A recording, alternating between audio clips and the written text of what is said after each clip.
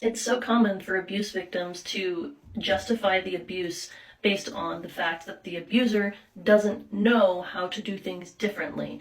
And that's misplaced empathy, because the thing is, an abusive person doesn't abuse everyone. They know how to behave appropriately when it's to their benefit to do so.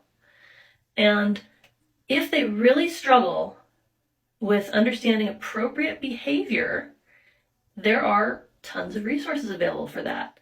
And I know this because I had to go find them, because there were things that I was doing in my parenting that were abusive to my kids, and I could tell they were wrong, but I didn't know how to do differently. I didn't know what to do differently to get different results.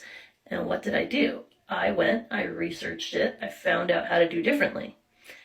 In our world, here in America, anyone can go online and find the resources they need to go and learn how to have better relationships, to learn how to heal childhood wounds that they have that are causing them to act out in that way.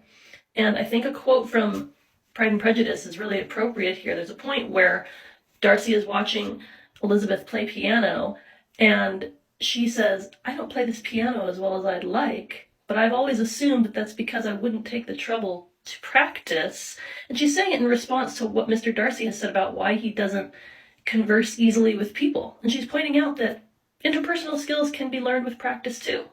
Relationship skills, they get learned with practice.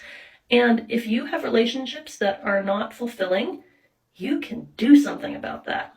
Sadly, my parents and lots of other parents of adult children who are no contact often choose not to look at what they can do differently. They're not interested in changing and healing and working on the relationship.